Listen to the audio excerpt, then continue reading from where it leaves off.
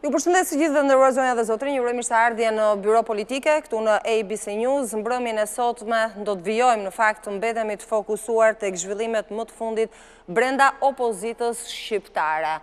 Skenarët, platformat, por edhe synimet e Lulzim Bashës dhe aleatëve të tij. Tashmë Basha ka një ekip të ri, një riformatim thuajse të plot të strukturave drejtuese të Partisë Demokratike. Nga data 4 shkurt do të fillojnë tubimet e njerëzve në formë proteste nëpër qytetet ndryshme të vendit dhe data 16 shkurt do të jetë ajo që konsiderohet data e protestës së madhe përpara kryeministrisë. Si do të funksionojnë gjitha këto? A do të mund Lulzim Basha, kryemadhi dhe të tjerët, të arrijnë synimet e tyre? Kjo mbetet për tu parë. Ndjekemi material dhe kthehemi me prezantimin e të ftuarve.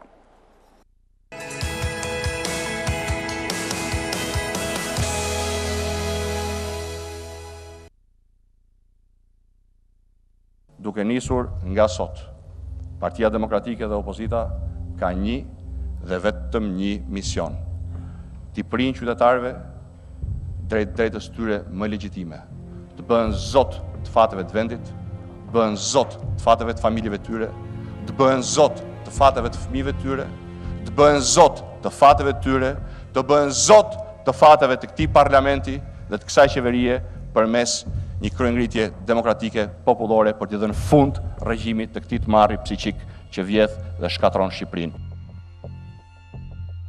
16 shkurti 2019 është data e vendosur nga opozita për startimin e protestave masive që sipas Lulzim Bashës do rrëzojnë Edi Ramën. Sezoni protestave do të nisë në 4 shkurt nëpër qytete të ndryshme të vendit për të mbledhur në 16 përpara kryeministrisë. Ky është plani fillestar, pas të cilit opozita do të mblidhet sërish për të vendosur vijimsinë. Synimi i opozitës është krijimi i një qeverie kalimtare pa Edi Ramën kryeministër që do të çojë vendin në zgjedhje të lira dhe të ndershme. Pas riformatimit të strukturave të Partisë Demokratike, zgjedhjes së emrave të ekipit të ri dhe mbledhjeve të njëpasnjëshme, opozita ka vendosur të hyjë në fushë betejë me synimin e qartë, që jo vetëm të rrëzojë kreun e qeverisë, por paralelisht të shpalosë alternativën e saj qeverisëse. Ndërsa mbetet në të njëjtën marrëdhënie me parlamentin, Basha, kryemadhi dhe aleatët e tjerë opozitar nuk sqarojnë se si do ta detyrojnë Edi Ramën të largohet, duke u bazuar kryesisht te presioni qytetar dhe pakënaqësia e shtresave të caktuara. Mbetet e paqartë gjithashtu se si do të veprojë opozita me zgjedhjet vendore, që janë jo më shumë se 5 muaj larg në kushtet kur konsideron se vota blihet dhe kur reforma zgjedhore është në proces. Thuajse çdo vit që prej kalimit në opozit, Partia Demokratike ka organizuar protesta, disa herë masive, por pa rezultate reagues nga Rama dhe Partia Socialiste, që gëzon shumicën e vetme në parlament. A do të ketë një organizim ndryshe të opozitës këtë herë? Cili është plani Bashës për të arritur synimin dhe sa mund të funksionojë përballë një kryeministri që jo më larg se 2 ditë më parë deklaronte nga foltorja e kuvendit se me apo pa të, Partia Demokratike nuk vjen dot në pushtet.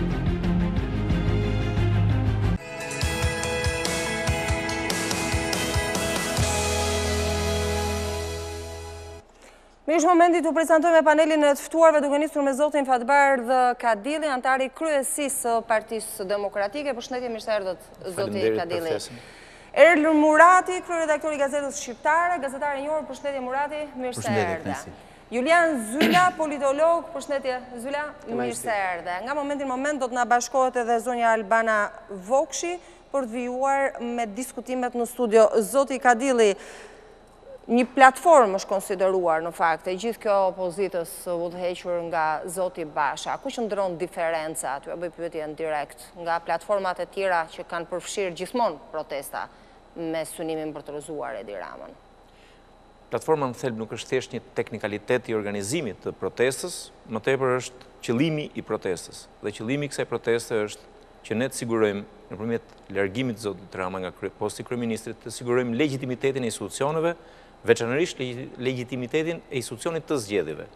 Janë dhënë të gjitha provat që zoti Rama nuk është i gatshëm të respektojë jo ligjin, por çdo lloj ligji që ti bësh, çdo lloj mase, çdo lloj presioni ndërkombëtar apo të brendshëm, nuk është i aftë të respektojë një proces zgjedhor pa paran, pa krimin, pa gjithë implikimin e asaj që është ekstra politike për të blerë, për të imponuar pushtet. Pushtet të cilin e ka përdorur sot për të uzurpuar institucionet e vendit, që nga prokurori, sot nuk kemi gjykata, e tjera. Ndaj, qëllimi është ky. garantimi, kthimi i legitimitetit në vend. Kur themi legitimitet, kemi parasysh situatën e sotme, një situatë që është delegitimuar jo thjesht në teknikalitetin a është me vot as është me vot. Është delegitimuar në thelbin e vet pushteti sotëm. Legitimitet që e garantoni vetëm ju duke ardhur në pushtet? Jo, ne nuk marrim përsipër të zvendësojmë pushtetin e zotit Rama me një pushtetë të Partisë Demokratike. Ky është dallimi. Sa besueshme është kjo që ju nuk e keni këtu për të ardhur ju në pushtet? Jo, nuk e kemi për të zvendësuar pushtetin e zotit Rama me pushtetin e Partisë Demokratike apo të opozitës sotme. Është shumë e qartë, ka të gjitha instrumentet politika për të siguruar një proces tranzitor mbi të gjitha për të garantuar zgjedhjet. Dhe zgjedhjet nuk mund të bëhen nëse procesi vettingut refuzohet, nëse ndarja e parave të krimit dhe instrumentave që krimi përdor nuk pengohet, nuk garantohet, atëherë në këtë rast nuk mund të ketë zgjedhje në Shqipëri. Do gënjejmë veten nëse do bëjmë procese. Ndodhin procese zgjedhore edhe në Rusi, edhe në Turqi, por nuk janë dhe dolët nga çadra do futet në zgjedhje zoti Kadilli. Sepse nuk arritëm, të jemi të sinqert, ne përpiqemi. Kjo është roli që ka opozita, të përpiqet, të luftojë deri në fund për objektivin e vet. Nuk arritëm t'i bindim sa duhet shqiptarët, nuk arritëm t'i bindim sidomos faktorin ndërkombëtar për problematikën që ne ngritëm. Por përvoja e 2 vjetëve ka treguar që zoti Sajmir Tahiri, që ishte ministër në atë kohë, i akuzuar për kanabizimin e Shqipërisë, kanabizim që përkthehej në para që investoheshin në kanalizim, në blerjen dhe kapjen e zgjedhjeve, nuk është më. Ministri Pasus, që ne në atë kohë e kemi akuzuar, nuk është më, dhe ndërkombëtarët kanë qenë determinant në largimin e këtyre. Keni fituar betejë të vogla. Por, pra do të thotë që nuk kemi më në shkurt të vitit 2017. Jemi goxha hapa më përpara, në mirëkuptimin që gjejmë dhe mbështetjen që gjejmë dhe mbi të gjitha jemi më keq në reagimin që ka qeveria. Okej. Murati, çfarë shën ndryshe në këtë platformë ose këtë fushat, le të themi, ndryshe të opozitës dhe Partisë Demokratike? Ka diçka ndryshe? Juli, për të parë diçka ndryshe nga pikpamja e artikulimit politik, nga pikpamja e ofertës politike, besoj që ne duhet presim nisjen e fushatës elektorale. Pra nuk mjafton, besoj unë, ndryshimi i kryesisë dhe i sekretariatit.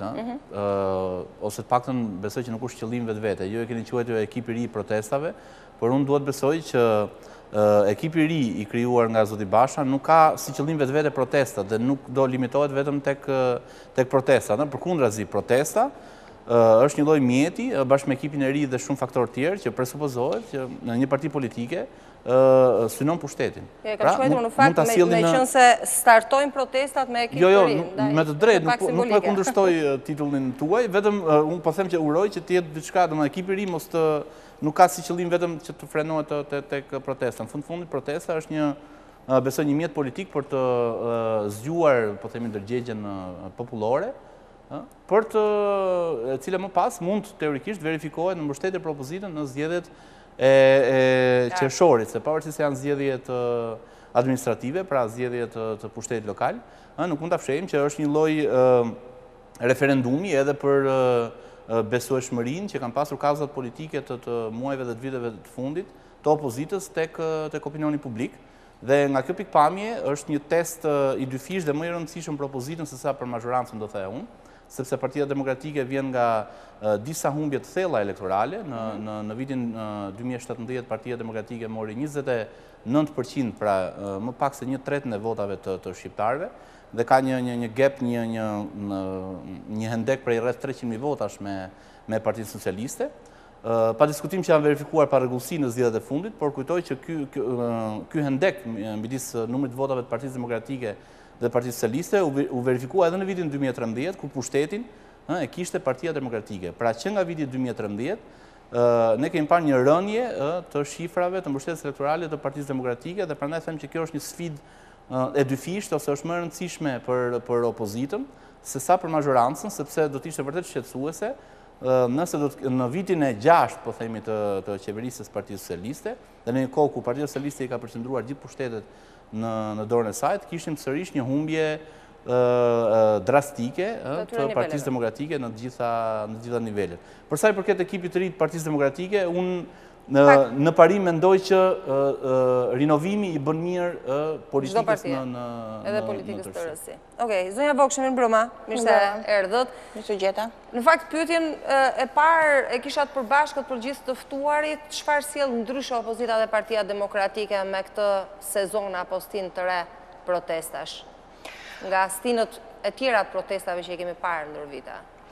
Atëherë së pari, me qenë se mi e pet rasti, duhet të uroj gjithë ekipin e ri të kryesisë së re të Partisë Demokratike, por në fakt nuk është vetëm kryesia, por edhe Këshilli Kombëtar i cili është zgjedhur vetëm pak javë më parë. Pra tashmë Partia Demokratike vjen e riorganizuar, është një proces i cili ka marrë jo pak kohë, është riorganizuar pothuajse në çdo qeliz, në çdo qytet të saj, dhe vjen e riformatuar tashmë edhe me Këshillin Kombëtar, edhe me së fundmi me zgjedhjet e fundit me kryesinë e re. Është një ekip që unë nuk mund të them që është i ri, është një ndërthurje e të vjetrës, le ta themi të vjetër në kuptimin kohor të fjalës në Partinë Demokratike, por edhe me figura të reja, të cilat jam e sigurt që do t'i japim më shumë profesionalizëm, energji dhe sigurisht një ekip që është gati për përballjen e radhës, jo vetëm të stinës së protestave që juve sapo e përmendët, por edhe të zgjedhjeve lokale apo dhe zgjedhjeve të tjera parlamentare. Mandati i kryesisë së re, doja ta korrigjoja pak herë, nuk është vetëm protestat e tanishme, është një ekip i cili është zgjedhur për 4 vitet që vinë. Është ekipi i kryetarit të partisë, Lulzim Basha, i cili do udhëheq Partinë Demokratike, jo, e dëgjova shumë mirë. Është një ekip i cili do të udhëheq Partinë Demokratike, duke dhënë një shembull që Partia Demokratike është demokratike në thelb, edhe zgjedhjet e fundit për kryesinë e veçojnë Partinë Demokratike nga Partia Socialiste, mos më konsumo pjesën e dytë që në fjalën e parë. Sepse ishin Tani unë mendova që kemi ardhur për të folur për ekipin. Për ekipin do flasim, duke folur për ekipin, do flasim edhe për që ne jemi protestat. shumë gati për protestat, po jemi gati edhe për zgjedhjet lokale dhe zgjedhjet parlamentare. Testi i parë i këtij ekipi të ri janë protestat, janë bërë dy mbledhje shumë të zgjatura. Janë bërë dy mbledhje shumë të zgjatura atë kryesisë me orë të tëra atë kryesisë së Partisë Demokratike, edhe dje dhe perdje është bërë mbledhja e kolegjit të kryetarëve, sot u bë mbledhja e grupit parlamentar të Partisë Demokratike, pra kemi futur në marshe të larta, le themi, makinerin e të gjithë antarësisë të Partisë Demokratike, çdo kush do jetë në terren për të shpjeguar jo vetëm pse Edi Rama e ka marrë peng, sepse tashmë çdo qytetar në çdo cep të Shqipërisë e din tashmë që e keqja e madhe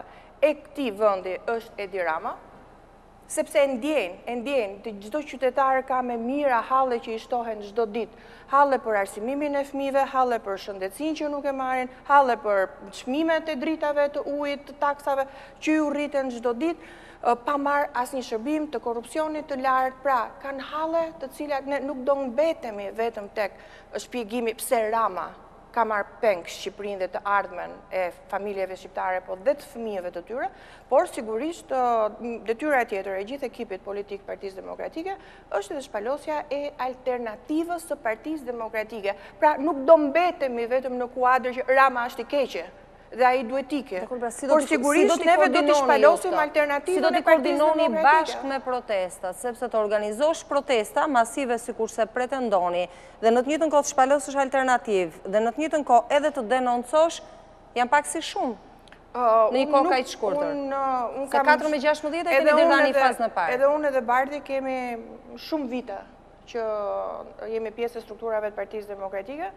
Kemi shumë vite që e njohim terrenin, strukturat, antarësinë, por edhe qytetarët, simpatizantët për te antarësisë së Partisë Demokratike, njëra nuk përjashton as pak tjetrën, sepse në takimet me qytetarët shqiptar do flasësh për hallet që ata kanë çdo ditë. Do flasësh pse Rama është kryeministri absolutisht më i keq për i shqiptarëve. Pse? Sepse ka një agjendë antikombëtare, sepse Rama ka një agjendë anti-shqiptare, sepse Rama ka një agjendë anti-europiane. Do flasim me qytetarët për hallet e tyre, do flasim për hallet e përditshme në të njëjtën kohë, duke folur, mirë, ky është keq, po çfarë risi e sjellim ne. Dhe çështja është si do nxjerrni njerëzit në rrugë. Dhe kjo do t'i bëj ato që të bashkohen zëri opozitës me zërin e qytetarëve shqiptar për të protestuar ndaj të keqes më të madhe. Dhe këto do ta bëni nga nesër deri në datën 16 zonja Vokshi? Ne bëjmë vazhdimisht atë, nuk është se do ta nisim nesër. Ka një intensitet tjetër, po kjo është deputata e përditshme. Po këto bëhet intensiteti tjetër, nuk përjashton tjetrën, pra qarja halleve, takimi me antarësinë, takimi me qytetarët, sigurisht do t'i bëj ata edhe më të ndërgjegjshëm për të dalë dhe për të protestuar. Vetëm duke protestuar mund të ushtrohet shantazh ndaj këtij kryeministri. Vetëm duke protestuar dhe sigurisht sa më masivisht, aq më fort është presioni ndaj këtij kryeministri. Unë besoj që pyetja Julit ishte më tepër kur do t'i shpalosni alternativat, pasi të rrezoni Ramën me protestën, besoj kjo ishte pyetja Julit. Megjithatë, si do i koordinoni? E sqarova që do t'ja usqarojmë alternativat qytetarëve. Unë mendoj që Partia Demokratike do jetë shumë e suksesshme nëse do zgjidhë një problem shumë të madh që ka. Duhet të zgjidhë raportin e vet me sinqeritetin dhe me përmasat e së vërtetës. Çfarë dua të them, po marr shkas nga një diçka që sapo thatë. Është kryeministri më i keq që Shqipëria ka pasur. Zonja Vokshi, ku e bazoni ju këtë përderisa po flisim për një kryeministër që nga mandati i parë në mandatin e dytë kaloi nga një shumicë absolute që nuk e kishte në një shumicë absolute të parlamentit. Dhe nëse ju keni prova që kjo pas ka ardhur nga krimi dhe nga blerja e votave, ju garantoj që ju bashkë me ndërkombëtarët ju s'keni prova. Edi Ramën, unë s'kam smere me këtë fare. Por nuk kam. Është e qartë te raporti OSBE-u dirit kjo. Zonja Vokshi, është e qartë te raportet e Bashkimit Evropian. Po të kisha prova, do t'i kisha dorëzuar në institucionet përkatëse dhe nëse ju i keni dhe se keni dorëzuar atë jeni duke bërë një shkelje penale. Është shkelje penale nëse nuk bëhet detyra e qytetarisë minimale. A ne opozita bëjmë shkelje penale, jo ato që janë të lidhur me krimin dhe shantazhojnë dhe blejnë vota për ata nuk është. Ekzistojnë institucione nëse ndaj po them që duhet të zgjidhni raportin tuaj me të vërtetën, sepse nëse mendoni që do vini në pushtet me këto ekstremizma në komunikim, njerëzit nuk do ju besojnë. Pastaj çfarë ka tjetër problem? Të gjithë pritëm, të gjithë ndoqëm me vëmendjen PD-n e re. Çfarë ndodhi? Lajmi i parë nga PD-ja e re, një teknikë e vjetër. Që është? Që është protesta. Që është protesta, që është një teknikë që Partia Demokratike e ka ndjekur në mënyrë të rregullt dhe pikërisht, unë mendoj që ky është një problem që shkon përtej Partisë Demokratike dhe është një lloj të bërit opozitë që shkon nga Berisha te Rama etj. Me radhë mbase mund të themi në rajon, në Ballkan dhe ndoshta në Mesde. Kjo si thua, varet se si konceptohet një protestë, varet se si realizohet, nxitimi i opozitës, instrument është. Juli dhe këtu dua të prek atë që unë mendoj që është një nga problemet më të rëndësishme, ndoshta problemi më i rëndësishëm i politikës në Shqipëri, por meqense e përmende, jam koshient që shkon edhe përtej Shqipërisë si fenomen, që është politika vjen rrotull vetvetes me emra dhe jo me çështje. Pra, e kemi shembullin konkret tani, do rrëzojmë një Ramën, do bëjmë protestën, por do shpalosim dhe alternativa. Një opozitë e sinqert, meqense i jepet mundësia që të flasë me qytetarë dhe meqense i jepet mundësia të shoh në rresht të parë si thua problemet e njerëzve, punon për të zgjidhur ato probleme. Qoftë nga karrigja e opozitës, qoftë nga karrigja e shumicës, meqense opozita nuk ekziston, qoftë nga karrigja e shumicës, kjo pak rëndësi ka. Si se ekziston? Jo, kam fjalë si emër, si term, nuk ekziston pozitë, shumicë dhe opozita. Ne kemi shpikur fjalën pozitë, kemi dalë nga opozitë, kemi kryer pozitë. Pozita nuk është e kundërta e opozitës, është thjesht një gjë që përdoret por që nuk ekziston. Kemi shumicën dhe opozitën. Por përtej gjuhësisë, ajo që po përpiqem të them është që njerëzit e kuptojnë kur ti je i sinqert, sepse kur ti je i sinqert, je duke punuar për të zgjidhur problemet e njerëzve. Je duke trokitur te Ministria e Ekonomisë dhe Financave duke u thënë, shikoj se mendoj se duhet bërë kjo gjë. Jo nga fillimi i mandatit para 6 vjetësh apo ndoshta më tepër. Deri tani të rrëzohet Rama. Këtë njerëz dhe kuptojnë që nëse ky është objektivi yt, atëherë nuk je duke punuar për mua, nuk je duke menduar për mua, por je thjesht duke u përpjekur që ky sistem hibrid që shkenca politike i ka vënë këtë emër sistemeve si Shqipëria, që quhet gabimisht prap tranzicion, përderisa nuk nënkupton një zhvendosje. Pra, kemi të bëjmë me njerëz që duan që ky sistem hibrid të vazhdojë, që të vazhdojë rotacioni dhe problemet të mbeten po aty. Kjo është përkufizim shkencor i sistemeve hibride. Pra, ka ndryshim ka ndryshim të forcave politike, pra është demokracia elektorale, por korrupsioni, gjitha problemet mbeten aty dhe në qoftë se ti je i motivuar për të zgjidhur problemet, zgjidh problemet dhe nuk vazhdon rotacionin që nuk ka sill asnjë ndryshim. Duke nisur nga kjo e fundit, qofse ekziston koncepti demokracisë hibride, në radhë parë nuk është sistemi hibride. Demokracia perfekte. Qofse ekziston, përgjegjësinë kryesore për këtë ekzistencë kanë zakonisht majorancat, kushdo qofshin ato, dhe jo opozitat. Dhe është pak e vështirë, të lutem. Pra ju para 7 vjetësh. Pra noni dhe vazhdoni fisni. A keni qenë majorancë para 7 vjetësh? E thash... Po ja, pra kjo është sinceriteti. Sinceriteti, po ta përsëris frazën, është më e sinqertë se sa do ti. Pavarësisht kush është në qeverisje tësh, po i takon qeverisjes rreth parë përgjegjësia. Dhe prandaj ne, para 6 vjetësh, edhe humbëm pushtetin. Po. Por kjo nuk do të thotë që kjo çështje i shtrohet përballë si pengesë, si turpërim, me që kemi në këtë sistem hibrid demokratik, fajin e pas ka opozita, pra ti kujtohet opozitës dhe asnjëherë kryeministri. Të lutem, pa tani, më lër të shëlloj argumentin. Po e nis nga kjo e fundit është. Ajo çfarë është e rëndësishme, protesta duhet pranuar edhe nga ju i dashur, është një nga instrumentet më të rëndësishme që i kanë ngelur opozitave. Për fat keq, në këto vende që ti listove, demokracitë e kanë këtë problem, shoqëritë e kanë këtë problem. Nuk protestojnë në mënyrë të natyrshme, genuine, halexhint. Vinë gjithmonë e kërkojnë o ke pushteti, o ke opozita mbështetjen. Jo, kur kanë shkake, kanë bërë për mbeturina, kanë bërë studentët, që shërmostoni gjëra që janë vërteta, po. Kanë bërë, pra, tani mund të them në përgjithësi thua se janë të vërteta. Tani, a mund ta mbaroj argumentin se po kape shkot. Atëherë kemi të sakt, në 22 vjet, në 28 vjet demokraci ti mban mend dy protesta dhe janë ja 2-300. Të lutem, Jul, në 2-3 vjet, në 2-3 në përkujton në 28 vjet demokraci, ndërkohë që unë mund të them ja 200 protesta politike, sepse politika për fat të keq ka mbetur instrumenti i vetëm për qytetarin dhe ngelet ke opozita. Kur nuk e gjen përgjigjen ke qeveria, ngelet ke opozita. Dhe gjithmonë kur opozita nis protestën, të dukemi pak naziq, të përkohur që protesta nuk është një gjë kaq e bukur. Normal nuk është gjë e bukur, nuk është e para. Dhe nuk është e vërtetë që ne që ditën e parë që kemi humbur pushtetin, kemi kërkuar reargimin e Ramës. Po ju kujtoj që kemi bërë shumë protesta të mëdha dhe protesta e parë ka qenë mbaj premtimet. Kemi qenë më luajal se çdo opozit me sistemin. Pra kemi bërë ushtrimin ton për ta çliruar demokracinë hibride dhe për ta çuar një demokracinë të natyrshme normale. Kemi thënë vetëm kaq, mbaj premtimet. Ke thënë 300.000 vende pune, mbaj. Protesta e dytë, një vit më mbrapa, ka qenë për çmimet e larta, që nuk reflektonin absolutisht asgjë nga ato çfarë ishin premtime qeverisje, dhe ka vazhduar të lutem shumë. Po më lër të mbaroj. Po se mbarova, nuk do të kuptosh apo të. Nuk ka nevojë për protestë. Këto janë gjëra konkrete që mua më pëlqejnë. Të lutem, unë po kundërshtoj, të lutem. Kush e përcakton po kundërshtoj një tentativë për ta parë të përkeqësuar imazhin e opozitës, se opozita që nga e keqe se proteston. Është shumë e mirë ku proteston. Zoti Kadilli, të lutem, ju garantoj që Rama është shumë i lumtur nëse ju bëni protestë. Ne do bëjmë protesta, të lutem. Po mundohemi të ndalojmë protestën. Të lutem ta mbaroj. Lutem ta mbaroj. Që Rama është i lumtur që ju bë protestë. Të lutem, zotëria, mund ta mbaroj. Po ju po flisni Je lodhur ke bërë një shkrim, ta lexova me shumë respekt. Më lër të jap një argument. Po flisni ndaj Ramës tani. Tani, unë po të them një gjë. Ne kemi qenë shumë lojal me sistemin 4 vjet të para. Protestat tona nuk kanë kërkuar largimin e Ramës. As e para, as e dyta, as e pesta. E kemi kërkuar largimin e Ramës kur pam që s'kishte asnjë garanci për zgjedhjet e 2017-s dhe raporti ose BE-dit për herë të parë ka blerje vote. Nuk ka ekzistuar më përpara. Dhe kjo është hera parë. Nuk ishim qeverinë 2017, ishim në opozitë. E dyta, kur u bën zgjedhjet. E dyta. Po humba për zgjedhjet. Zgjedhjet ishin në qeveri, kishin ministrin e drejtësisë. Lidhje ka kjo me 2017-ën, ma thua do? Po jo, s'ka lidhje, kam fjalën që ishte një moment tjetër. E dyta, jemi në një moment tjetër.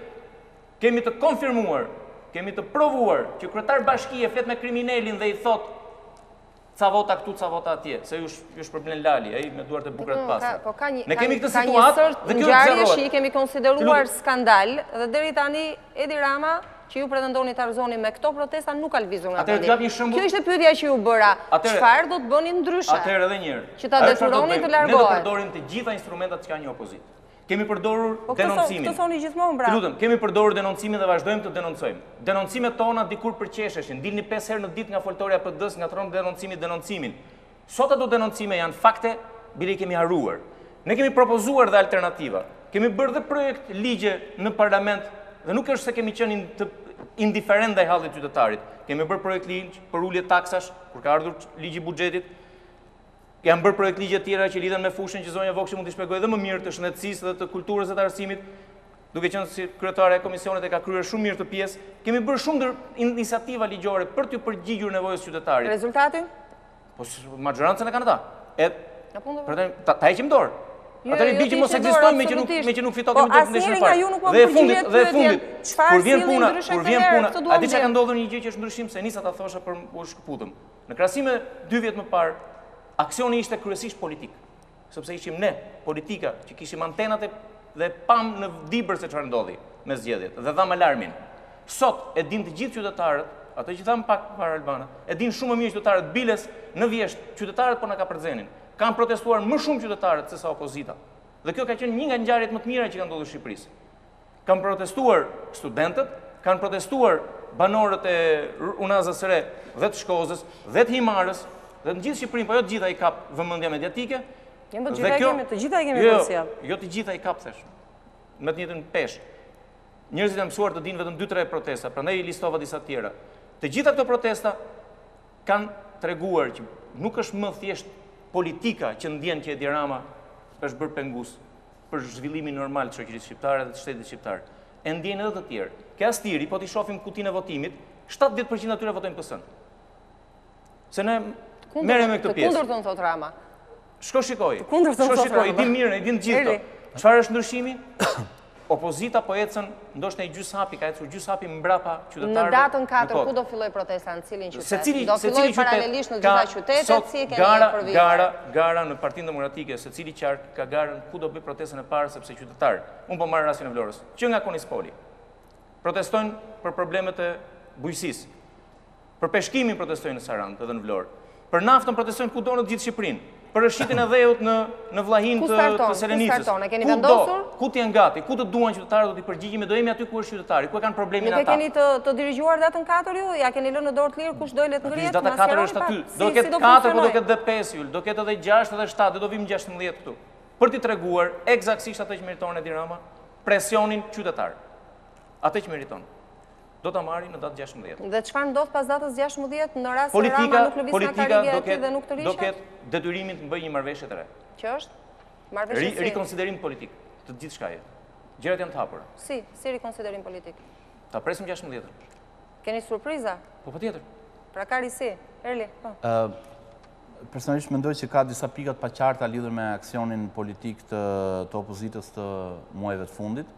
Përsa i përket protestës, mendoj që është ende e paqartë që pse opozita zgjodhi pikërisht këtë moment për të filluar protestat politike. Kujtoj që protesta e fundit e madhe e Partisë Demokratike, pra opozitës bashkuar, ka qenë në janar të vitit kaluar, është bërë dhe një protestë në maj, po them protestë e madhe, pra ka kaluar mbi një vit, ndërkohë që në fund vitit kaluar ka pasur, po themi, mjaft ose disa skandale, të cilat për mua do të ishte më e volitshme ose mund të kishin justifikuar nisjen e protestës opozitës pikërisht në atë kohë. Kujtoj pak kënaqësinë e studentëve, por deri diku është e justifikuar sepse studentët u treguan mos pranues në një farë mënyrë si ndaj qeverisë po ashtu edhe opozitës. Po kështu edhe një skandal i madh që ishte dhënia e 30 milionë eurove një firme fantazëm që u zbulua në dhjetor, pra në fund të vitit kaluar. Për mua kjo lidhet, pra fakti që opozita nis tani protestat lidhet pashmangshmërisht dhe këtu ndoshta përfaqësues e Partisë Demokratike mund të kundërshtojnë, po mendimi im është që kjo lidhet me zgjedhjet e ardhshme, pra shumë më shumë si një aksion politik se sa po them ka ndodhur diçka këtë janar ose 20 shkurt që të justifikojë që shkurti mund të jetë me protesta dhe dhjetori dhe nëntori pa protesta. Pra shoh aksionin politik për zhvillimin e protestave e shoh si të lidhur me zgjedhjet e ardhshme të pushtetit qendror dhe si një lloj tentative të Partisë Demokratike dhe të opozitës, gjithashtu e justifikuar, për t'i politizuar këto zgjedhje dhe për t'i kthyer në një farë mënyrë në një referendum për besueshmërinë e opinionit publik, e votuesit, karshi qeverisë. Mendoj që nëse do të kishte një situatë të qetë politike, opozita do të kishte mjaft vështirë edhe për shkak të resurseve të mëdha që ka majoranca për të përballur me kandidatët e saj përballë kandidatëve të Partisë Socialiste. Pra, tensionimi, më lejoni, artificial, politik dhe social, besoj që i shkon për shtat opozitës. Pra, deri diku është e justifikuar, por nga ana tjetër është ka dhe pikat e vetat paqarta. Tjetër, çfarë kam Se paqartë? shumë tensionim artificial. Tensionim artificial, pikërisht për atë që thash, sepse protestat mund zhvilloheshin qershor, mund zhvilloheshin shtator, mund të zhvillohen ngjarja. Pra nuk shoh që ka ndodhur diçka më e rëndë se çka ndodhur fjala vjen para 1 muaji ose para 2 muajsh, po me afrimin e zgjedhjeve ndodh kjo protestë. Tjetra, marrëdhënia e opozitës me parlamentin. Është e paqartë sepse ne nuk dimë çfarë qëndrimi politik ka opozita ndaj parlamentit. Kemi parë, ta mbaroj lutem Juli. Kemi parë që opozita i bojkoton se thuaç punimet e komisioneve dhe seancën për disa javë ose disa muaj rresht, më pas kur vjen momenti para le të themi se digjen mandatet, opozita hyn në kuvend dhe për mendimin tim bën mirë sepse unë jam për betejën parlamentare dhe jo betejën ekstra parlamentare. Pak momente para se të vija këtu, u futa në faqen zyrtare Parlament.al të Kuvendit të Shqipërisë dhe pash tek seksioni i interpelancave që gjatë viteve të fundit më shumë interpelanca me qeverinë socialiste në parlament ka bërë Erion Braçe, pra ka thirrur Erion Braçe, se sa deputetët e opozitës, pra si instrument, po marrë si element interpelancat opozita në parlament, pra luftën parlamentare nuk e ka shfrytzuar siç duhet. Me që po afrojnë zgjedhjet pushtetit vendor. Një tjetër pikë e paqartë është koordinimi i koalicionit opozitar. Jo thjesht se vihet re një lloj pakënaqësie e përfaqësuesve të partive të vogla, por edhe qëndrimi politik i dy bashkëkryetarëve të koalicionit opozitar, Karshi, kandidatit kryesor të mazhorancës në Bashkinë e Tiranës, ka qenë, po themi, ndryshëm, nuk po themi i kundërt, por më rezulton që zoti Basha dhe zonja Kuremati kanë diferenca qëndrimi në këtë pikë, gjë që është, po themi, një diçka serioze për të shqyrtuar nga opozita, duke qenë se në qershor janë zgjedhjet. Këto kam dhe pika tjera për ta bërë më interaktive. Do përgjigjet zonja Vokshi, po më njëherë pas një hapësire publicitare.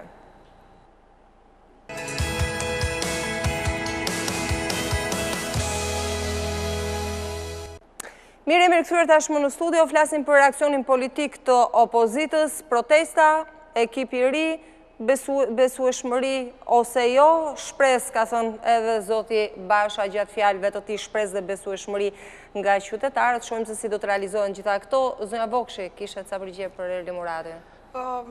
Jo vetëm. Sigurisht jo vetëm.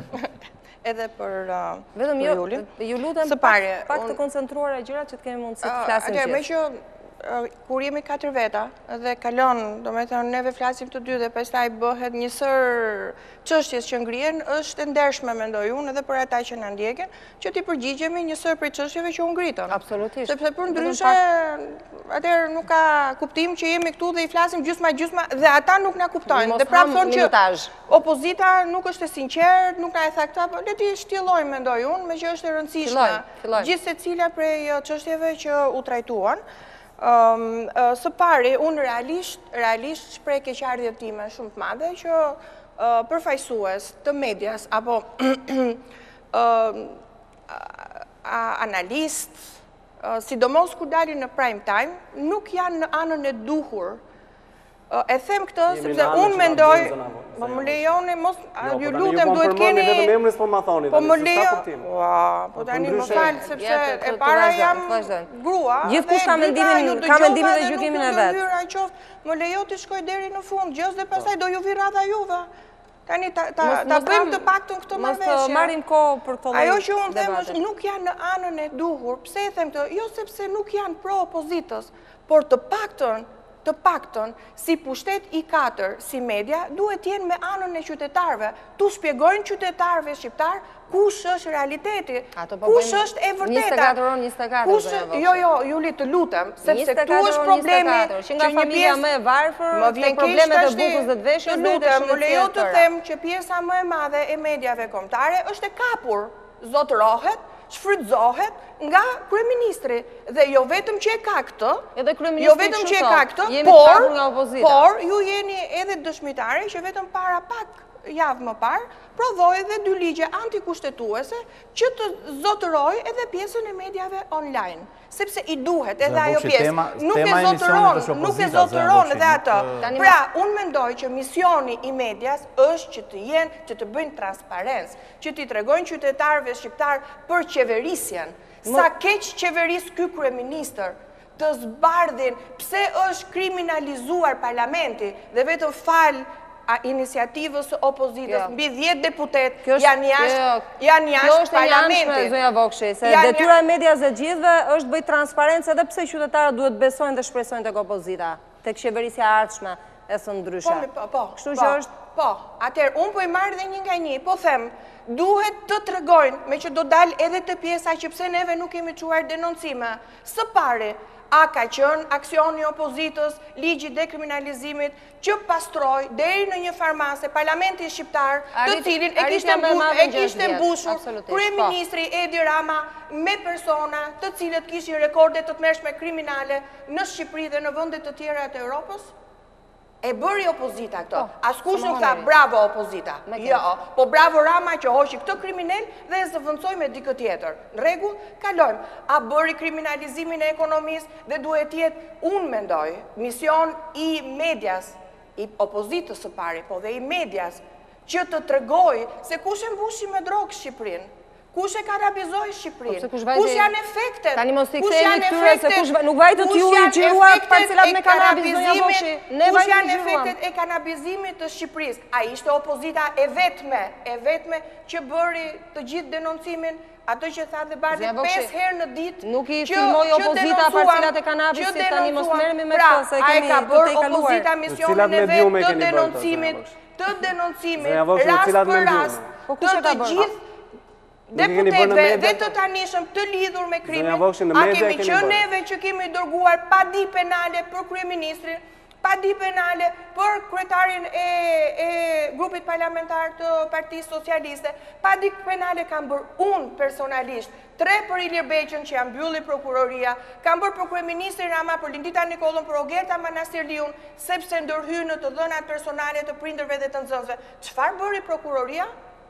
Sepse duhet ta themi, dhe këta duhet ta thonë, që kryeministri Rama ka uzurpuar parlamentin, ka uzurpuar ekzekutivin, e ka asgjësuar gjykatën kushtetuese. Sot asnjë qytetar në Shqipëri nuk mund të gjejë të drejtën kushtetuese sepse nuk ekziston gjykata kushtetuese. Pikërisht Edi Rama e ka asgjësuar atë. Por, çfarë ka bërë me prokuror? Ne e dimë që ishte votim antikushtetues. Ndaj prokuroria nuk vepron. Ndaj prokuroria mbyll të gjitha çështjet. Tani jemi mbledhur ai kemi bërë neve detyrën, meqense na akuzoi që neve duhet shkojmë për padi penale, ne kemi bërë detyrën tonë. Juve, një pjesë e juaj e mirë që dini këtu dhe si zëdhënës të Ramës, nuk e bëni ashtu siç duhet, po media është pushtet. Dhe kjo është për të ardhur keq, që jo të gjithë jeni në anën e duhur. Unë jo vetëm që nuk ju akuzova. Më tha, përmendi erni, kur ta merrni fjalën, unë po ju këshilloj, jo që s'po ju akuzoj, po unë po ju këshilloj. Ju e merrni si akuzë, keni probleme me veten tuaj. Po ju jap faktet. Po keni probleme me veten tuaj nëse merrni si akuzë. As më shkojnë në mend tu akuzoja për ndonjë gjë. Unë thjesht ju jap këshilla ju merrni si akuzë. Keni probleme me veten. Po t'jap mbajnë shënim se sa herë kam shkuar unë në prokurori dhe sa herë ka shkuar grupi parlamentar i Partisë Demokratike për të denoncuar faktet. A kemi që neve që kemi denoncuar që Taulant Balla është i lidhur me një ish trafikanti dënuar në Itali aq vite, dhe doli Taulant Balla, doli dhe e pranoi Taulant Balla që ka lidhje, a ishim neve të, ishte kryetari i opozitës. Mos më kaloni nga tema, se i kemi trajtuar gjitha këto. Julit lutem. Do dëgjojmë njëri tjetrin? A ishte kryetari i opozitës që akuzoi Taulant Ballën për Toyota Yarisin dhe gjykata e asgjësoi procesin vetëm 2 ditë më përpara, sepse e dënoi kryetarin e opozitës se ka bërë një denoncim direkt me emër, në ndërkohë që është në hetim akoma nga prokuroria. Pra, çfarë mundet neve të bëjmë më shumë për sa i përket organit të akuzës? Çfarë mundet neve? Çfarë mundet të bëjmë neve kur kryeministri ka uzurpuar kryeprokuroren dhe prokurorin, po uzurpon dhe gjykatat duke i shantazhuar, çdo gjykatës është sot i shantazhuar me procesin e vettingut? Atëherë, e kemi bërë neve detyrën si opozit për sa i përket denoncimeve apo padive penale? Unë mendoj që po. U përmendi interpelanca. Po, por në parlament nuk ka vetëm interpelanca. Ka edhe dëgjesa, ka edhe seanca në komisione, dhe unë mund të them sa orë unë në komisionin tim kam bërë dëgjesa me ministre për çdo çështje që është ngritur për arsimin, ju e dini shumë mirë. Çdo reform, apo pseudo reform në arsim kemi bërë të gjitha, e kemi thirrur, sepse ky është një mjet parlamentar. Sa herë kam thirrur në interpelancë Lindita Nikollën dhe Mirela Kumbaron, të cilët në mënyrë antikushtetuese refuzonin të vinin në komisionin parlamentar. Nuk ka vend të botës që ndodh një gjë e tillë. E po ndodh në Shqipëri, që refuzojnë parlamentin. Pra, edhe ne si opozit, nuk mundet që ti kryem një pjesë që ti shfrytëzojmë një pjesë prej mjeteve parlamentare të cilët kushtetuta neve na jep si garant për ndarjen e pushteteve. Do ktheni me kohë plot në seancat plenare, zonja Vokshi ta shfrytëzonin. Ka shkelur dhe vlerën më të madhe europiane, ndarjen e pushteteve, që është e sankcionuar në kushtetutë. Do ktheni me kohë plot në parlament. Zonja Vokshi, ju flisni për ndarje pushtetesh, pa je ndau në mesnatën e 17 majit të 2 vite më parë pushtetin me ju, apo jo? Ndërkohë që ju flisni sot, ju them si përfaqësues Partisë Demokratike, flisni për vjedhjen e votës, dhe ndërkohë ju futun në bashkëqeverisje disa muaj. Jo, e dini shumë mirë. Ne nuk kemi futur në bashkëqeverisje, tani të lutem. Nuk shkon. Ne nuk ishim në bashkëqeverisje, ajo ishte një qeverisje tranzitore ose teknike. Jo, tranzitore, ishte se kryeministri ishte Edi Rama, gjithçka që e tij. U fut për garantuar zgjedhjet e tjera, apo jo? U dhan disa garanci minimale që ministra që përfaqësonin Partinë Demokratike të mbikëqyrnin mënyrën se si dhe qeveria në zgjedhje. Dhe raporti që kanë prodhuar ata ministra, për fat keq nuk ka marrë jehon në dur, po ke ndërkombëtarët ka bërë shumë përshtypje, ndaj ke pasur dhe atë raport procesuar. Është çuar dhe në prokurori, por prokurorin ai ti e mban mend kur u zgjodh prokuroria një vit më parë se çfarë ndodhi në parlament. Maksimumi që mund të bënte një opozitë është ajo. Jashtë edhe çdo sjellje normale që duhet bëjë një deputet, pse sepse e ka çuar në ekstrem. Por nuk është problemi vetëm ke ai si po qeveris mirë apo po qeveris keq. Zonja Vokshi, ka nevojë për të bërë një ndryshim të madh në shoqërinë shqiptare. Dhe këtë ndryshim ne si opozitë jemi të gatshëm ta sjellim. Ne si ekip i Partisë Demokratike nuk kemi asnjë njoll që kemi komplekse për ta kërkuar një ndryshim të fortë në politikën shqiptare. Jemi të çliruar dhe jemi të sinqertë të vërtet po deshe, por nuk mund të kthehemi një opozitë që bën konsulentin e qeverisë dhe i çon propozime në bazë të qeverisë. Jo. Ne jemi opozitë dhe jemi konsulenti qytetarit, konsulenti qytetarit, lutem, dhe jemi për të bërë atë që është më e mira për Shqipërinë. Dhe nuk thashë do zvendçojmë Edi Ramën do vim ne në pushtet. Jo, ka nevojë për të dhënë disa garanci institucionale këtij vendi. Ne na mbron ndoshta Zoti sot, po kushtetutën nuk e kemi në mbrojtjen tonë. 10 herë kanë pyetur si. Protesta është një nga mjetet. Po pra është një. Dhe mjetet politike nuk shterojnë. Dhe unë ju pyeta, në rast se protesta shkon në fatin e të tjerave që keni bërë deri tani, më thatë që do shihni, po si, sepse mjetet demokratike tani ka vërtet shumë, po dhe ka shumë. Po protesta do jetë dhe ka shumë dhe ka protesta do jetë masive. Dhe për te protestave më efikase sikur kemi parë. Protesta do jetë masive dhe do jetë një presion mbytës për Edi Ramën. Këtë të siguroj. Do ngrihni çadër prap, do ngrihni prap çadër për para. Këto janë teknikalitetet me çadër pa çadër, nuk do ketë çadër. Do e vendosin strukturat e reja drejtuese dhe ekipi. Po presioni do jetë mbytës, që ti hapi rrugë, ju do informoheni në kohë. Që ti hapi rrugë. Ndërkohë zonja Vokshi, një pyetje, lutem, zonja Vokshi, do ktheheni me kohë plot në parlament? Është një vendim që ende nuk është marrë.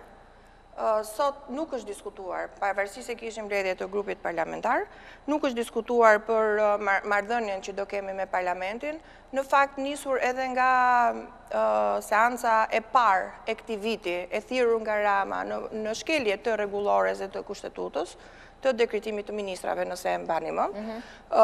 Dhe shkelja me të dyja këmbët e të drejtës kushtetuese të lirisë të fjalës nga ana e kryetarit të parlamentit Gramoz Ruçi, duke i mohuar fjalën opozitës, ka bërë që në grupin parlamentar ne të kemi mbledhjen jo të sotme, po mbledhjen e fundit, të kemi shumë diskutime në lidhje me raportin që ne duhet të mbajmë me parlamentin, përderisa ne na mohohet e drejta fjalës. Ne që jemi ligjvënës, na mohohet e drejta fjalës në aulën që duhet ishte aula e demokracisë e lirisë, atëherë çfarë mund të bëhet me shkelje kushtetuese dhe ligjore të qytetarëve të thjeshtë. Pra, nuk u mor një vendim në mbledhjen e kaluar dhe është lënë që do merret vendim përfundimtar në ditët që ndërkohë aleatët kërkojnë që të mos ketë bojkot parlamentit. Juli, nëse paktën pjesën më të madhe. Jo, atëherë është një vendim që i keni vendimet i merrni bashkë me aleatët normalisht. Mund të them që ka deputet që mendojnë që ne duhet jemi, sepse është një vënd që neve mund të përçojmë jeni zgjedhur dhe paguani për atë punë, ta themi atë thonë qytetarët, zonja Vokshi. Shqetësimet, hallet e qytetarëve, por nga ana tjetër kur ne na mohohen e drejta për të folur dhe brenda në parlament, atëherë kishte pro edhe kishte kundra. Është lënë për të diskutuar dhe për të vendosur në ditët që vinë.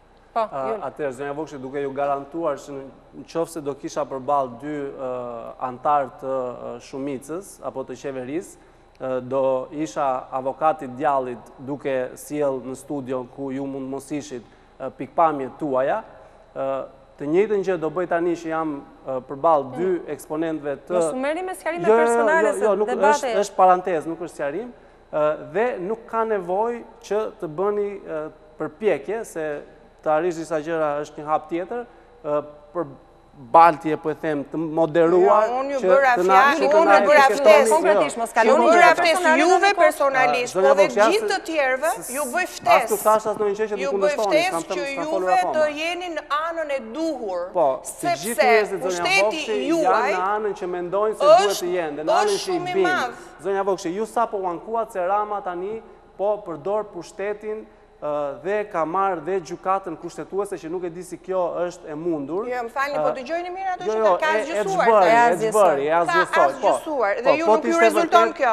Ju rezulton kjo? Jo, nuk më rezulton. Që ka gati 2 vjet që ne s'kemi gjykatë kushtetuese, nuk ju rezulton. Të përgjithshme, ligjet në këtë vend funksionojnë, ashtu siç funksionojnë dhe duke ashtu siç funksionojnë dhe rregullat e parlamentit dhe ju nuk duhet të kërkoni të thyen rregullat e brendshme të parlamentit për të drejtën hyjnore të fjalës, sepse o do të ndërtojmë një sistem ku rregullat zbatohen dhe nëse në një seancë për miratimin e ministrave, kur janë miratuar ose kur janë emëruar ministrat e PD-s, nuk është bërë debat për ministrat, ju nuk ka pse kërkoni në emër të fjalës së lirë. A keni lexuar Nenin 48 se para se të vini këtu të paktën hapni rregulloren dhe lexojeni. Nenin 48 rregullore se ka shumë të qartë. Kam studiuar kaq shumë ligje sa që nuk kam nevojë të jap para emisionit. Të bardhën të zezën të bardhë. E para, më thoni një vënd në botë që s'ka gjykatë kushtetuese, 2 vjetë, një vënd në botë, ma thoni dhe pastaj vazhdojnë. E dyta, Neni 48 rregullores më jep mua dhe gjithë opozitës. Do në t'jalini çdo gjë Ramës, tu edhe kur bie shi është pa i Ramës. Falus, po e përmend Ramën fare, unë po them a ke gjykatë kushtetuese, nuk përgjigj se ju thoni kur ka shi e ka pa i Rama, ndaj nuk i beson njeri. Po çfarë flisni? E kupton çfarë po flet, domethënë vërtet që bëni zëdhënësin, po bëheni një çik ju më më quani qa doni për 100%, por nuk ka problem. Unë nuk kam, nga që nuk kam kompleks dhe nuk kam asimoj frike, ju flas drejt për drejt. Më thoni gjykatën kushtetuese dhe vazhdojmë pastaj. Sa i përket ndarjes së pushteteve, ajo që Partia Demokratike kishte në dorë, ishte të ndryshonte sistemin në mënyrë që kur çdo parti që do vinte në pushtet më vonë, të mos kishte rëndësi sepse sistemi do ishte i fortë. Kjo gjë që ndodh. E kuptova edhe mesazhin. Zonja Vokshi, unë mendoj që nëse Edi Rama duhet ikë si kryeminist, duhet vinë një forcë më e besueshme se PD-ja. Kjo është ajo që mendoj. Ku është kjo? Të bëhet një parti, një opozitë e besueshme. Të bëhet partia pedagoge, të bëhet partia. Kjo është ajo që përcjell Rama, që do të përcjell Rama dhe përcjell nëpërmjet jush. Alternativa të reja i flasin kur të jenë. Dhe nëse më ka bindur, atëherë zotësia e tij. Kjo është test, jo mua, jo. Kjo është test, po ja juve që i shërbeni, kjo është fatkeqësia. Zonja Vokshi, nuk më kompleksoni dot të shërbeni si shërbeni. Nëse nuk keni argumente, mund ta kaloni në personale, po tregon dotësia nga juve. Këtu dhe Erli. Po mua çoni sa doni personale. Gjykatën kushtetuese. Tregoni thjesht dobësinë nëse kaloni personale. Ju jeni Partia Demokratike dhe unë po merrem me argumentet. Unë ju them kemi 2 vjet pa gjykatë kushtetuese, juve thoni që jo pas kemi gjykatë kushtetuese dhe unë nuk e di. Po them që nuk ka. Po unë thash e ka zgjesuar. Nuk e ka zgjesuar Rama. Po kush e ka zgjesuar? Po e ka zgjesuar sistemi që po ndërtohet. Dhe nëse ti po ribën, nëse ti kush po ndërton? Po ndërton e para dhe e dyta. Qëllimshëm e ka zgjesuar që mos ketë mundësi që ligji i teatrit të akimohet në gjykatë kushtetuese. Në Amerikë, gjykatësit e gjykatës supreme me ligj vendosur nga presidenti dhe nuk del njeri në protest. Në qoftë se doni një sistem tjetër, ndryshoni sistemin. Në qoftë se jo, mos protestoni për sistemin që keni lënë vetë. Tema ekipi ri protestat e opozitës. Erli, çfarë fytyresh kishe? Lutem. Ne kemi respektuar çdo vendim. 2 vjet që merrem. Të marrë nga gjykata kushtetuese. Çdo vendim i marrë nga gjykata kushtetuese është respektuar 1/1 nga qeveria demokratike. Merrni pak vendimet e gjykatës kushtetuese derisa u azgjësua dhe shihni a i ka respektuar qeveria e Edi Ramës apo jo. Gjykata tha që Basha bëri shpifje, ju e përbaltë. Kështu që edhe gjykata kushtetuese, po ti ishte aty, po të bënte një vendim kundër jush, do thoshit gjykatën kushtetuese ka Rama. Dihen këto gjëra, i din shqiptarët. E kupton, ajo që unë po mundohem të them është që shqiptarët kanë një inteligjencë emotive të tillë, saqë ju nuk kaloni dot me të njëjtat gjëra duke kërkuar thjesht një rotacion. Kush po e kërkon këtë? Erli, po dëgjoni çfarë po themi një herë. Po më po, ne jemi për të marrë pushtetin, është çdo pozitë votës e përdor çdo pozitë dhe përdor çdo mjet. Le të jetë përfundim, le të jetë rezultat, dhe përdor çdo mjet. E keni objektiv, le të jetë rezultat. Bëni punën tuaj mirë dhe do jetë rezultat, mos e bëni objektiv. Është absurde, vetëm në Shqipëri ndodh që objektivi i opozitës është rrezimi i qeverisë. Për fatin e mirë. Objektivi çdo opozite është rrezimi i qeverisë. Fatin e mirë e gjykojnë qytetarët punën e opozitës dhe të opozitës. Nëse dhe ju bëni detyrën tuaj dhe ushtroni presion mbi këtë kryeministër që mos i vjedh votat më herë tjetër siç i vodhi. Merrni lexoni OSBE Odirin që thot në 7% të qendrave të votimit rezultati është i deformuar. Lexojeni dhe pasqyrojeni. Nëse doni sinqeritet, po të kishte një opozitë që më bin do ta bëja.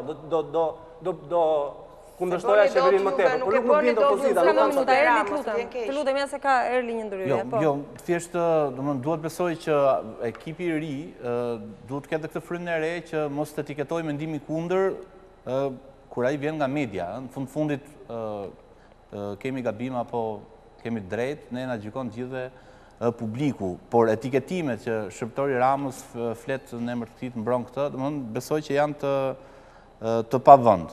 Mendoj që ka qenë, po themi, tipar dallus i Partisë Demokratike shumë kohë përpara, dekada përpara, po themi etiketimi ose lufta ndaj medias. Unë besoj që në këtë pikë politika është zbutur në 2 krahë, dhe etiketimet kanë ardhur, ose po themi kjo lufta e politikës ndaj medias ka ardhur duke u zbehur dhe unë besoj që të shuhet fare megjithëse duket e pamundur. Por për të rikthyer te tema, nuk e di nëse kemi kohë. Ajo që unë besoj që është, ose unë vetë kam të paqartë, se nuk mund marr përsipër të flas në emër të publikut, është se çfarë synon të arrijë kjo protestë. Domethënë, është thënë nga kryetari Basha që ne synojmë të arrijmë qeveri tranzitore, po kjo është disi e paqartë, sepse kur themi që qeveri tranzitore që garanton zgjedhje të lira, është e pamundur të mos na shkojë mendja tek zgjedhjet e vitit 2017, kur pati bashkëqeverisje me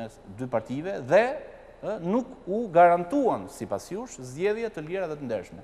Pra minimalisht mund të themi që marrëveshja 17-18 majit e vitit 2017 dështoi, sepse nuk arriti të krijojë zgjedhje të lira dhe të ndershme. Dhe çfarë ju shtyn ju të besoni, domethënë çfarë kushtesh kanë ndryshuar tani që ju bën besoni që një qeveri tjetër tani mund t'i garantojë zgjedhje të lira dhe ndershme dhe dështojnë 2017. Dhe një gjë dhe fare shkurt, porosia pavarësisht se ju nuk keni vendosur qendrimin që do marrë ndaj parlamentit, Shqipëria ndodhet në një moment të rëndësishëm, ku ne shpresojmë, megjithëse unë në këtë pikë jam pesimist, që të hapim negociatat për antarësim final të Bashkimit Evropian, dhe porosia e ambasadorit të Bashkimit Evropian vetëm 48 orë më parë ka qenë që duhet bashkëpunim pozit. Pra keni marrë, ju edhe mazhoranca e ka marrë për reflektim, por edhe ju keni marrë për bashkë reflektim për të bashkëpunuar më shumë me mazhorancën. Qofse mund të nis nga kjo e fundit, kjo është një ftesë që i bëhet në mënyrë sistematike opozitës dhe pushtetit, mazhorancës në Shqipëri. Nuk besoj që protesta cënon këtë lloj klime, në qofse flasim pra klimën ajo që intereson, pra bashkëpunimin që kërkojnë ndërkombëtarët, është që të shëndoshet demokracia në Shqipëri. Dhe protesta është një nga ilaçet më të mira për të shëndoshur demokracinë shqiptare. Është tamam shpërthimi më i mirë i demokracisë përveç ditës zgjedhjeve. Protesta është kur njerëzit shpallin vetveten. Ndaj nuk cënohet ajo që kërkojnë ndërkombëtarët, një demokraci funksionale në Shqipëri, nuk cënohet se protestohet. Kështu që nuk marrin përsipër asnjë lloj risku që të kemi kosto nga protesta për balë ndërkombëtarëve apo për balë shqiptarëve. Po ju japim një instrument, po i ngacmojmë, po i orientojmë të shfrytëzojnë një nga instrumentet më të shëndetshme që ka demokracia, që është protesta. E them edhe një herë, përveç ditës zgjedhjeve, konkurohet vetëm me protestë. Protesta konkuron vetëm me ditën e zgjedhjeve, si vlerë, si instrument, si çfarë duhesh, si shëndoshje e demokracisë. Nëse vim ke ajo që thatë më parë, 17 apo 18 maj, ja u thash dhe që parë, nuk ka qenë një marrëveshje për bashkëqeverisje. Bashkëqeverisje do të ndash përgjegjësitë e qeverisjes, të kesh platforma, programe, jo ne nuk kishim asnjë gjë të ngjashme. Kishim vetëm ministra. 7-6 ministra watchdog, mbikëqyrës po themi, për të parë çfarë do ndodhi në Ministrinë e Brendshme. Pyesni edhe privatisht po doni ish ministrin e Brendshëm, ministrin teknik, zotin Dritan Demira, do të thotë shumë më tepër se sa thot publikisht. Dhe jam i bindur që do të thotë. Pyesni po doni zonjën Mandia që ishte zëvendës kryeministre se çfarë përmban ai raport. Shkoni pyesni edhe në prokurori se çfarë përmban. Po mos ngelemi ke kjo. Mos ngelemi se kemi trajtuar gjitha këto. Nuk ka ngjashmëri kur ne themi një qeverisje tranzitore do të thotë instrument tjetër politik, që s'ka të bëj fare me këtë dhe kushti i parë i panegociueshëm është kjo nuk bëhet me Ramën. Sepse ai është armiku i votës. E di çfarë ka ndodhur Ramës këto? E dogji një skalion në 2017-ën. Sajmir Tahiri, kush i mban mend, Ilir Beqa, etj. I shtrydhi, mbaroi iku. E dogji dhe skalionin e dytë. Tani ka ngelur me disa individ pa një profil politik dhe ka ngelur vetëm, le të themi. Të gjithë e dinë që ai është edhe ministri i jashtëm, po është edhe ministri i arsimit, është edhe ministri tjetrës. Sot përgjegjësia është drejt për drejt ka ai. Nuk mund të gënjej më shqiptarët e Edi Rama duke thënë që po e heq edhe këtë ministër se ky është fajtori. Edhe Berisha dhe Nano, domethënë çdo 2 vite i ndroni ministrin. Ndrimi është tjetër gjë dhe përgjegjësia politike është tjetër gjë. Nuk besoj se dikush në Shqipëri mban përgjegjë se këtë vajzën e arsimit, të vajzën nga Kosova, Shahini më duket se ka mbi emrin. Nuk e mban njëri përgjegjë sepse nuk ecin punë të arsimit në Shqipëri. As nuk pret njëri ti rregulloj. Nuk mund të themi që fajin për gjërat që kanë ndodhur në Shqipëri e pas kanë pasur ministrat qyqar që u shfrytzuan dhe ikën. Fajin e ka pasur drejt për drejt Edi Rama. Si një enverogj i vogël, bën një plenium, heq qafe ca, bën një plenium, heq qafe ca. Këtë po bën. Po mundohet të shtyt ditët e veta. Kjo është e kuptueshme për këdo. Ne kemi minuta. Ne kemi vetëm një gjë. Opozita, ju lëre Ramës. Sot ne kemi vendosmëri. Kemi dhe gatishmërinë. Kemi dhe kurajon më të madhe për të dalë përpallë Edi Ramës. Dhe nuk na tremne as vjedhja e votës. Ta them shumë seriozisht. As blerja e votës nuk ka trem. Do jenë dallg votat që do vinë nga qytetarët. E dinë dhe qytetarët se çfarë ofron opozita. Pra do hynë në zgjedhje edhe me Ramën, po nuk vjen në pushtet, nuk vjen në pushtet, lutem. Qeverisja tranzitore nuk ka të bëjë me pushtetin.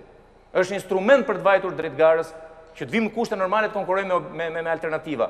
Dallga e votave tona, që do vinë nga qytetarët, do neutralizoj, do zeroj, do azjesoj çdo lloj manipulimi të mundshëm nga Edi Rama apo çdo që të vejë Edi Rama ta bëjë këtë gjë. Kjo është siguri e plot nga opozita. Sepse ne e shohim ke qytetarët. Qytetarët e dinë se Ramën kryeministër hyni apo nuk hyni në fund qershor të zgjedhja. A bën qershor apo në maj apo në dhjetor, nuk e di se kur bëhen zgjedhjet, unë di një gjë, që Partia Demokratike nuk do vinë në pushtet me në mjet tjetër përveç se me votë. Me votë. Këtë ka thënë Rama. Dhe këtë kemi shumë të qartë, nuk lëvizim nga kjo. Dhe nuk do vim nëpërmjet një përmbysje të Ramës dhe ty të marrim kariket ne. Jo, as kjo s'do ndodhi. Qeverisja tranzitore është, siç e thotë dhe vetë fjala, për të kaluar një moment të dytë politik. Dhe ju thash që presioni mbytës i datës 16 do ta detyrojë të shkojë drejt një zgjidhje politike. Dhe instrumentat politik janë të shumta. Tani, një pyetje të fundit, zonja Vokshi, që ta mbyllim se s'ka më minuta. Ky presioni mbytës që thot zoti Kadilli datës 16 si do bëhet, se masivitetin e keni provuar. Keni patur protesta super masive, nuk ka lvizur Edi Rama nga vendi, nuk është arritur asgjë me ato. Jo, është arritur. T'i kthehemi pak historisë. Jo, nuk kemi kohë për histori. Jo, po t'i kthehemi pak, është arritur, sepse vërtet juve thoni, jo po çadra, jo po marrëveshja, po më marrëveshja ishte shumë e mirë, absolutisht shumë e mirë. Ishte tjetër gjë që Rama shkeli me të dyja këmbët marrëveshjes, sepse nuk zbatoi asnjë pikë të asaj marrëveshjes që juve përmendni gjithmonë të majit. Ishte marrëveshje shumë e mirë, e ndikuar kryesisht nga Bashkimi Evropian dhe institucionet Bashkimit Evropian, nga PPE-ja, me Callister plus, etj. Pra, ishte marrëveshje shumë e mirë, por kush e shkeli? E shkeli Edi Rama. E mirë përdori Pse u vendos që të vendoseshin 6 ministra teknik, mos harrojmë, ishin ministra teknik, nuk ishin asnjë funksion politik ministra. Ishin ajo që tha edhe Bardhi, ishin watchdog të asaj që do ndodhte. Raporti që kanë prodhuar 6 ministra teknik së bashku me zëvendës kryeministre Mandia është voluminoz, i është dorëzuar prokurorisë e cila flembit për gjitha shkeljet që janë bërë në këto institucione për blerjen e votës, për shantazhin, për shfrytëzimin e burimeve të administratës publike. Mos si do ta bënim mbysë 16 shkurtin, se këto i kemi trajtuar, këto i dim. Atëherë, ekipi ri i Partisë Demokratike do udhëheq së bashku me strukturat e tjera të Partisë Demokratike, do bashkojë zërin me qytetarët, të cilët janë sot shumë herë më keq se sa kanë qenë para 6 viteve. E kanë ekonomi shumë herë më keq se sa para 6 viteve. Arsimimin e fëmijëve shumë herë më keq se sa ai që e ka lënë Partia Demokratike. Shëndetësi shumë herë më keq se ai që ka lënë Partia Demokratike. Dhe me qënë se ka një pakënaqësi shumë të madhe ndër qytetar, atëherë ky është roli i opozitës për të ndërgjegjësuar protesta është mjet demokratik. Dhe sa më shumë dhe sa më masive është protesta, aq më shumë i bëhet presion kësaj qeverie.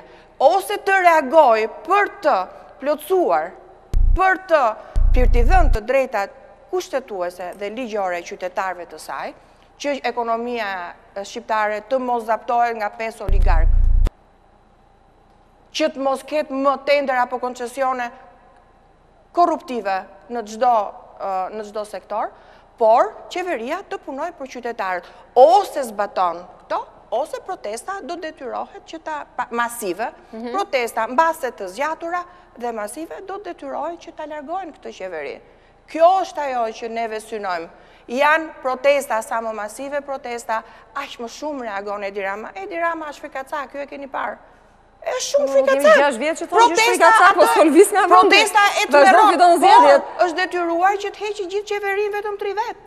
Ai është njëri i çmendur, është i marr, vetëm vetja e vet, përdor çdo lloj mjeti që vetëm ai të vi, i hedh të gjithë, i heq si lëkura e portokallit, vetëm ai të jetë në pushtet. Çdo mjet për të qenë Edi Rama në pushtet. E mbani mund marrëveshjen e majit. Hoqi më shumë se gjysmën e qeverisë, më shumë se gjysmën e drejtorëve. Tha merreni, ama koltukun tim unë e dua. E tani në dhjetor e hoqi 8 ministra. Ama karrikën e vet e ruajti. E qa vuri ato figurat që janë të lidhur o me një oligark, ose kanë shërbyer. Ministrja e Re e Kulturës ka thënë që po, teatri duhet të shkatrohet dhe e vuri ministre, është një nga arkitektet e vetme që i doli pro. Tjetra e financave ka falimentuar tashmë një nga institucionet më të rëndësishme, fondin e sigurimeve të shëndetit të qytetarëve, është i falimentuar dhe nga një institucion i falimentuar, tani bëhet ministre e financave, që të na e falimentoj akoma më shumë buxheti, është i falimentuar. Ishën kryetaria e Partisë Demokratike dhe ish kryetaria e Kuvendit Jozefina Topalli ka dhënë një intervistë për televizionin Klan, ku e quan kryesi të delegitimuar, sepse më i votuari ka vota më pak se gjysma e votave të anëtarëve të Këshillit, nuk duhet merren shumë pjesë në shifrave. Ekipi e Lulzim Bashës nuk është përfaqësues as me figura, as me ideologjinë e të djastës, është pa identitet, no face, no name, no voice, thot zonja Topalli. Kam 5 vite, thot, që dëgjoj mbi 590 herë thirrjen se do fillojmë betejën frontale për të rrëzuar supertrafikantin Rama. Është farsë, është gënjeshtë dhe ky është identiteti i Lulzim Bashës. Aludon gjithashtu se marrëveshja 17 majit vazhdon dhe kjo është thjesht faza e dytë. Pra është një deja vu, thot, e marrëveshjes Rama Basha të 2017-ës edhe sa i takon organizimit të protestave. Keni përgjigje? Unë nuk dua... Se jeni edhe në kryet forumit të grave demokrate. S'ka lidhje, s'ka lidhje fare... Keni të drejtën të jepni përgjigje edhe nga ky pozicion. Jo, unë kam... Ramës, me siguri. Si? Duhet jetë zëdhënë se Ramës. Unë duhet them që unë absolutisht e kam respektuar dhe e kam vlerësuar dhe vazhdoj ta vlerësoj zonjën Topalli për gjithë kontributin që ajo ka dhënë për Partinë Demokratike. A bie unë dakord me komentet e fundit për kryesin? Pra të flasim. Unë nuk bie dakord me komentet e fundit. Nuk dua t'i hy fare arsyeve pse qyshtek. Unë mund them, jo sepse unë vet vetë janë pjesë e kryesisë, po që të jetë i delegitimuar, do të thotë që të jenë shkelur rregullat, mos jenë zbatuar statuti, rregulloria etj. Gjë që zgjedhjet kanë qenë transparente. Arsyeja pse personi që ka më shumë vota, ka më pak vota, sikur se thotë dhe zonja Topalli, ka më pak vota se gjysma e antarëve të kryesisë, në fakt edhe kjo nuk është shumë e vërtet, sepse i pari ka marrë më shumë vota se sa gjysma atyre që kanë votuar. Por nuk ka një regull që ndalon një gjithë. Por, ajo që unë dua të them është që kanë qenë 50 emra, por vetëm 10 emra të burrave që do zgjidheshin në listë, mendoni pak se sa është shtryrja e përzgjedhjes që ka pasur gjithë secili për 328. Është aritmetike thjesht, do me thonë, ke 50 emra dhe ke 328 demokratë të cilët kanë zgjedhur, kanë përzgjedhur, njëshin Pesën, ka zgjedhur Bardhin, Albanën, etj. Pra është shpëndar. Me matematikë të thjesht i bje 1 në 3.5 për mundësi vote ke pasur. Është aritmetik shumë e thjesht. Do me thënë 10 burra nga 50 që janë aty. Dhe atë vazhdojnë Topalli se kjo është përsa i përket figurave, le të themi që, unë e përmonda dhe që parë, Bardhi vetëm të shkoj deri në fund, e përmonda dhe që parë është ndërthurje e të vjetrës, në kuptimin e viteve dhe kontributeve në parti, me të rënë. Unë absolutisht, nëse juve keni listën për para, unë them që aty ka personalitete. Ka personalitetet të shquara, ka ish drejtues të institucioneve kushtetuese, ka ish ministra të qeverisë demokratike, aty ka jurist të shkëlqyer, ka ekonomist të shkëlqyer, nga gjitha ka përfaqësues të ishte përndjekurve, ka përfaqësues të pronarve.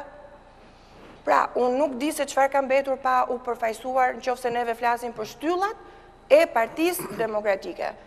Absolutisht të gjithë këto shtylla janë të përfaqësuar. Dhe kemi edhe 30% e grave. Po, mund të ketë qenë e dhimbshme që u detyrua që të dilnin 5 burra, dhe të hynin 5 gra.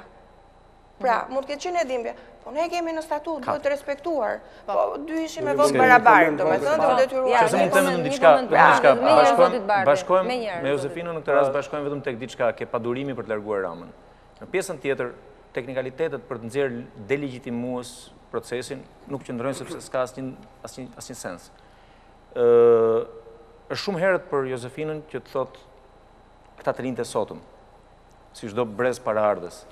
Dhe të lutem ta mbaroj. Po pra, të lutem ta mbaroj, se po ta mbaroj do më kuptosh më mirë. Gjithkush kur ka pasur një fillim, ka qenë eksaktësisht no face, no name, no voice. Si ministri i arsimit. Gjithkush kur ka pasur, nuk është e njëjta gjë, zotri, po ju me të njëjtën gjuhë folët për ministrin e arsimit dhe ministrat e zotit. Mos fola me një gjuhë të keqe për ministrin e arsimit, të thash nuk e mban njëri përgjegjës, nuk di njëri ç'mendon ajo. Se që mendon Albanat, lutem shumë. Jeni bërë krahasim pa vend. Jeni krejt gabim në logjikë. Lutem shumë, se që mendoj unë për disa çështje, i kam shkruar publikisht, lutem për ta mbaroj. Jo bërë krahasim pa vend dhe ishte shumë e ulët. Të lutem shumë, po flisim për çështje, të lutem pra, se edhe një sulm pandershëm. Të lutem, nuk bëra krahasime, nuk bëra krahasime me vend. Për zonjën ministre thash, nuk e mban njëri përgjegjës. Nuk besoj se mund ta mbajë njëri përgjegjës. Pse jo, është ministre. Çfarë do të thonë kjo? Nuk besoj ta mbajë. A është ministre? A kërkon një çik etik nga të tjerët edhe jo, kërkoj përgjigje, nuk ka. Por ajo përgjigje. Është ministre. Do përgjigjesh ti për mua? Përgjigju. Tani po të them, zotëri të thash, askush në Shqipëri nuk e di se ç'mendon ajo për arsimin. Një artikull nuk i ke parë, një ekzistencë publike nuk i ke parë. Të gjithë ata që janë kryesinë e Partisë Demokratike dhe mos ma bëj këtë krahasim, të gjithë janë njerëz publik. Kanë ardhur nga suksesi në jetën politike, nga suksesi në rrugë, në jetën private, në jetën profesionale, në institucione të tjera të shtetit. Ka qenë zëvendësministra. Kanë qenë zëvendësministra, kanë qenë drejtues të rëndësishëm, kanë qenë deputet. Dhe nuk mund ta krahasosh, lutem shumë. Nuk mund ta krahasosh. Një person që mban titullin zëvendës. Është pjesë e dështimit, nuk mund ta krahasosh. Ajo s'pas ka pas karrierë, është zëvendës e ministrit. Me besimin që ka ky kryeministër se dikush lexo ka libra, se ja pam fjalorin sot. Lutem shumë tani, mos bëjmë krahasime të tilla. Dhe unë nuk u mora me këtë pjesë. Thash vetëm për përgjegjësinë politike, nuk thash no face, no name, no voice. Lutem, thash një gjë, përgjegjësinë politike. Unë kam përgjegjësi politike, zonja Vokshi ka përgjegjësi politike dhe jemi në politikë që nga dita zero. Ta dinë mirë gjithë ata që dëgjojnë. Dhe të thash një gjë tjetër, mos konfundoj gjërat. Mos e toni si ndonjë arritje, se Që nga ditat zero? nuk është arritje pjesë politike. E di se Komentin. Që është arritje? Që është Po je arritje? prapa me ju me gjëra personale, bëje komentin. A mundet me të keshardhje, Ja ta bëj me komentin. keshardhje. Jo, Ta bëj komentin vetëm të për atë krahasimin se s'kishte logjike. Zonja Vokshi ju dëgjova, se pastaj duket sikur do presin më unë, po nëse më lin të flasi, Po bie jo, sikur do të presin. përgjigjem pak për atë ministrën, se kishte me merak. keshardhje, jo se kam falë me merak. As kënd kam me merak, s'më intereson asnjë. Prit pra, po prit se Dhe ajo lidhur me ministrja, a është, jo, një Zonja Vokshi, sekond. mund të flasim Ajo edhe ministr, po t'ja të sqaroj një herë atë krahasimin që bëra. Me keshardhje të madhe Ja ta që mbyllim. politika dhe debati politik, jo publik, po politik në Shqipëri, vazhdon të rrullohet rreth emrave, dhe ja ku jemi prapë tu duke diskutuar emrat, me qënë se jemi të emrat, unë dua, me qënë se doni replika Zonja Vokshi, me diçka që Zonja Vokshi ta për fjala bie për kryeministrin, që nuk lëshoj karrigen e vet. Tani, unë mendoj që ne duhet të ndërtojmë një kulturë politike në Shqipëri ku karrigja e personave të mos jetë fare e rëndësishme. Dhe kjo do të ndodhë kur këtë të gjithë fillojnë e bëjnë nga vetvetja. Dhe nëse Partia Demokratike do të ndërtojë këtë kulturë, nuk mund ta ndërtojë me një kryetar që po ju mbet zgjedhjet njëra pas tjetrës dhe karrigen e vet selshon. Po sipas vendit bëhet kuvendi. Më fal, unë nuk e kuptoj, domethënë, a keni qoftë edhe pak kulturë në ato që ka ndodhur në politikën e djathtë në Evropë. Më fal, të lutem. Hajde shkoni, lexoni pak çfarë ka ndodhur deri më sot me të djathtën. Kam studiuar ai shumë sa që nuk kam nevojë të lexoj para emisionit. Kaloni gjëra personale tani, mos kaloni. Hapni pak. Kaloni gjëra Dhe personale. shifni, në gjithë vendet e ish bllokut komunist, çfarë ka ndodhur me të djathtën, madje edhe jashtë bllokut komunist, çfarë ka ndodhur me të djathtën? Në cilat shifra janë ato sot dhe herës tjetër, hajde flasim ne të dy bashkë dhe shohim. Dhe shohim pak. Është populizmi Zonja Vokshi, nëse nuk dini ta lexoni mirë, mos lexojini ju librat dhe gjërat jo. E kupton domethënë ju nuk dini të dalloni populizmin, jo nuk dalloni populizmin. Lexo shifrat dhe do kuptosh që edhe shifrat ku është Partia Demokratike sot si parti e vetme e djathtë në këto kuota, unë mund të them që është sukses që kemi mbajtur të djathtën. Edhe pavarësisht se kemi pasur një kryeministër që vjen nga byroja politike, edhe një kryeministër që është biri dhe e ka mbushur dhe qeverinë e tanishme me bizë dhe një të ish byros politike, duke tentuar të na risjell një regjim autokratik. Në rregull, ajo që unë dua të them pavarësisht krimit, lidhjeve me krimin, që ju duhet t'i bëni transparente, pavarësisht drogës dhe lidhjeve me trafikun e drogës, pavarësisht korrupsionit galopant dhe shfrytëzimit të parave nga korrupsioni, për t'i bërë qytetarët të heshin, sepse ju duhet ta dini shumë mirë, sa më lart korrupsioni, aq më shumë shkelen të drejtat e qytetarëve. Sa më lart korrupsioni në shëndetësi, aq më pak shërbime shëndetësore marrin ato. Sa më i lart korrupsioni në transport, aq më pak rrugë ka. Sa më i lart korrupsioni në arsim, aq më pak shkolla ka. Nda ikin shqiptarët, se janë shumë herë më keq. Për të ardhur te logjika e asaj që juve përmendët. Më fal një sekond, dëgjoj pak. Për të ardhur tek logjika e asaj që ju përmendët. Ju krahasuat një ministre që ka ardhur nga Kosova një vit më parë, 2 vite fare. Jam vetë unë kosovare. Unë jam vetë kosovare. Kështu që këtë tezë hiqe fare. Ajo që unë po them, kur është përballur kjo zonja, që unë personalisht e bëj pjesë të dështimit të reformës në arsim, se ka qenë së vendës ministre vitet e fundit. Kjo zonja më thuaj kur e ka marrë votën e PS-së, po pritu djalë, po dëgjoj një deri fund.